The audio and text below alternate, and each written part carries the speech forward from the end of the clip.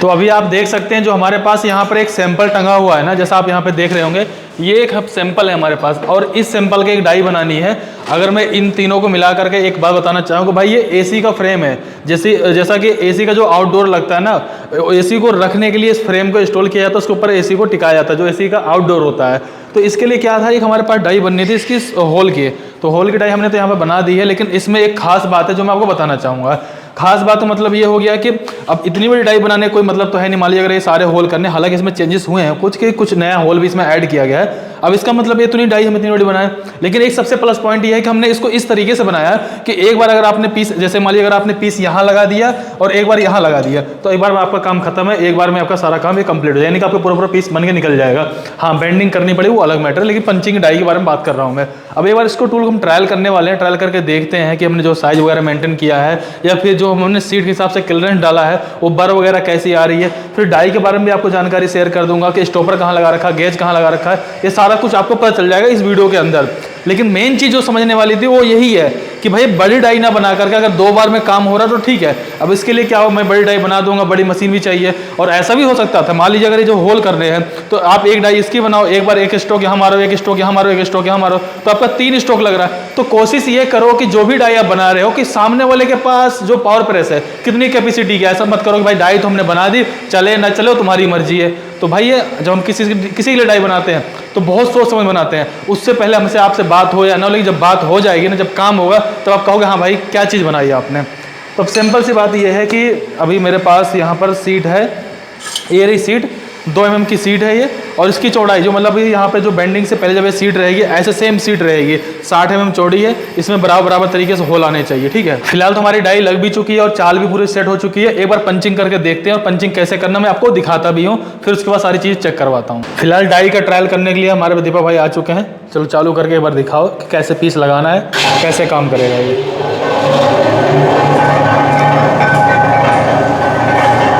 तो वैसे सीट को लगाने के लिए बड़ा सिंपल सा है, सीधा सामने मिलाना है, यहाँ पर ऐसे हाथ रखना है, पंचिंग कर देना, इधर बढ़ाना, फिर यहाँ हाथ रखना, पंचिंग कर देना बस। चलो अब लगा के दिखाओ, सीधा पीछे सटाना है और आगे ऐसे हाथ लगाना है।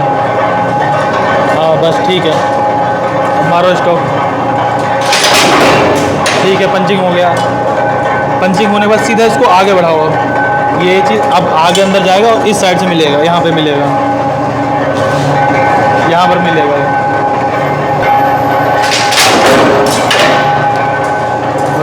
फिलहाल बंद करो उसको, मशीन को। अभी आप फिलहाल देखेंगे यहाँ पे सारी पंचिंग हो चुकी है। अगर मैं टोटल पंचिंग के बारे में बात करूंगा तो इसमें टोटल 18 पंच होते हैं अगर आप गिनती करेंगे। एक बार में 9 पंच हो रहे हैं, एक बार में 9 पंच हो रहे हैं। अब आपको मैं यहाँ पर कुछ और भी जानकारी शेयर करूँ, जैसा कि अभी हमने यहाँ पर स्टॉपर ऐसा क्यों बनाया है, हम फिक्स भी कर सकते थे, ऐसा कुछ अगर आपके दिमाग में आता है तो वो भी जानकारी शेयर करूँगा। फिलहाल आप सबसे पहले आप पीस को पूरी तरीके से चेक करो, कहीं पर भी आपको एक भी बर्न नहीं दिखाई देगी, चाहे जहाँ भी आप चेक करोगे ना बर्न आएगी। बर्न ना आने के पीछे रीजन यही है ना भाई, डाई का मटेरियल ठीक हो, हार्डनेस ठीक हो, क्लियरेंस ठीक हो, तो बर्न नहीं आएगी। आप यहाँ पे होल का साइज वगैरह देख लोगे। अब जैसे कि ये 60 का पीस है, ठीक है, तो यहाँ से बराबर आ रहा होगा, यहाँ से ये बराबर आ रहा होगा।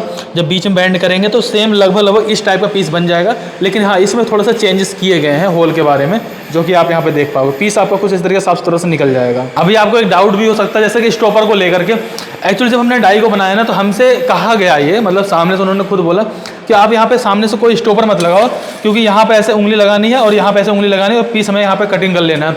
वैसे भी ये रफ आइटम है। रफ आइटम यूँ हो जाता है कि जहाँ पर भी सही आ जाएगा वहीं पर ही अपना टाइट कर दिया जाए। कोई ऐसा नहीं भाई बिल्कुल 0-0 बनाना है, पहली चीज़। फिर भी हमने अपनी तरफ से क्या किया, ध्यान से देखो, यहाँ पर 2 होल हमने कर दिया है कि अगर फ्यूचर में अगर आप इस होल का इस्तेमाल करना चाहते हो तो आप इसका इस्तेमाल कर सकते हो, यानी कि गेज लगा सकते हो। यहाँ से अगर आप गेज लगाना चाहो तो आप यहाँ से भी गेज लगा सकते हो। इवन अगर आपको और भी कोई ज़रूरत पड़े, जैसे मान लीजिए हो सकता है अभी आप 60 का काट रहे हो, कल को कुछ कम ज़्यादा करना हुआ तो पीछे से अगर प्रॉब्लम होगा आपको कम ज़्यादा करने के लिए, तो मैंने आगे से 2 होल दे दिया, जैसे आप यहाँ पे देख पा रहे हो, ये 2 होल दे दिया है। यहाँ पर अपना स्टॉपर आप यहाँ पे देख सकते बोल्ट लगाएंगे, आप जैसे बोल्ट लगा रहे हैं, आपको कम ज़्यादा करना है। अंदर वार्सल डालेंगे, बाहर की तरफ आ जाएगा, कम ज़्यादा करके आप इसके अंदर सीट चला सकते हो, सीट चला कर पंचिंग कर सकते हो। यानी कि ये चीज़ एडिशनल है, मतलब इसकी जरूरत नहीं थी। सामने से बिल्कुल क्लियर बोल दिया गया कि सिर्फ आप डाई बनाएं, कोई स्टॉपर नहीं लगे, बाकी हम अपने हिसाब से देखेंगे। लेकिन फिर भी ये इसलिए दे दिया कि भाई दोबारा करना बहुत मुश्किल है, अभी हम कर देंगे, क्या होगा 10-15 मिनट 20 मिनट का टाइम जाएगा, इससे ज़्यादा नहीं जाएगा। लेकिन बाद में अगर करना पड़ेगा बहुत परेशानी होती है, फिर आप दिमाग में अगर अपने उस समय कर लिया होता, करवा लिया होता तो बहुत सही रहता। तो इसलिए हमने इस चीज़ों को एडिशनल करके दे दिया है। फिलहाल आप देखेंगे 2 बार में आपके जो पीस फाइनल हो, टोटल 18 पंचिंग एक बार में हो जाएगा। और पीस बिल्कुल आपको देखो, अगर आप देख रहे हो ना, बिल्कुल साफ पीस आएगा। अगर किसी का ऐसे हिम्मत नहीं पड़ेगा, इससे कोई हाथ लगाए अगर उसको जरा से डर रहेगा, क्योंकि बर आएगा तो ये छील देगा हाथ आपका। तो बर तो और कुछ भी नहीं आई है। डाई भी देखें काफ़ी ठीक ठाक से, हैवी से, और लंबाई चौड़ाई ठीक ठाक से बना दिया हमने, ताकि क्लेम ब्लेम करने में कोई दिक्कत ना आए। पिलर बुश भी हैवी लगा दिया है। मतलब हर चीज़ को हम अपने हिसाब से देख लेते हैं भाई हमें क्या चीज़ कैसे कैसे करके बनानी है। इसके अलावा अगर आप ऊपर की साइड में जाते हो, देखो ध्यान से देखना, यहाँ पर हमारी ये पंच प्लेट है, ठीक है। अब पंच प्लेट के ऊपर एक टॉप प्लेट है। टॉप प्लेट न लगाकर हम चाहते इसी पंच प्लेट को डायरेक्ट हम इस पर टाइट कर सकते थे, हमारी एक प्लेट बच जाती है, बोल्टिंग बच जाती है। लेकिन हमने इसलिए ऐसा किया कि फ्यूचर में कभी कोई भी गड्ढा वगैरह कुछ भी आएगा तो प्लेट खोल कर आप ग्राइंड कर सकते हो। इसके अलावा मैं आपको बताना चाहूँगा इस डाई में मटेरियल कौन सा यूज हुआ होगा। आपके दिमाग में होगा कि भाई साहब सब MS भर दिया होगा।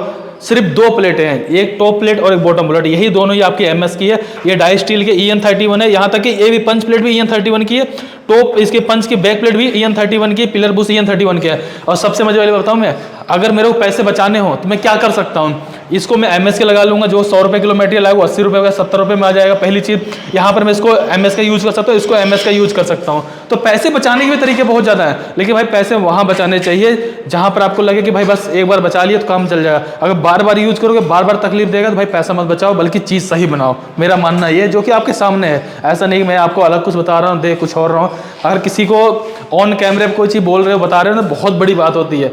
अगर मान लो मैंने डाई बना दी, ठीक है, कल को मैं कुछ और दे रहा हूँ, बंदा मेरे से बोल तो सकता है यार तुमने कुछ दिखाया, कुछ बताया, कुछ कर कुछ और रहे हो। इनके करीब 4-5 टूलों का ऑर्डर है। हाँ, आज आपको दिखाई देता हूँ ना, जब टूल के बारे में बात हो रही है।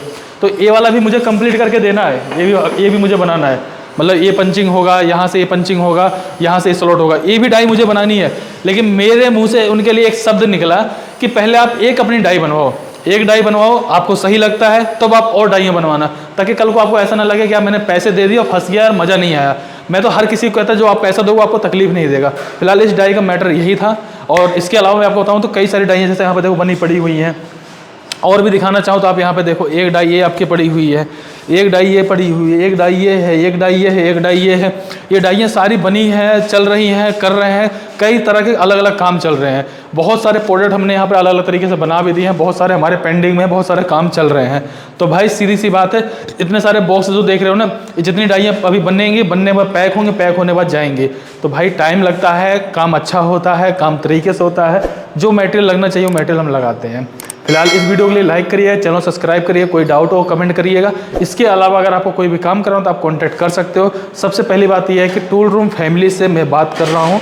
टूल रूम फैमिली में अगर आपका 1 रुपया भी आएगा ना, तो 1 रुपये का भी हिसाब रहेगा। कभी टेंशन मत लेना गया मैंने पैसे दे दिए क्या होगा। हाँ, थोड़ा देर हो सकती है, काम अच्छा मिलेगा, लेकिन मैं जल्दबाजी चक्कर में आपका काम खराब करके, गलत करके या देकर कलेश नहीं काटना चाहता हूँ। चलो ठीक है, फिर वीडियो को लाइक करिएगा।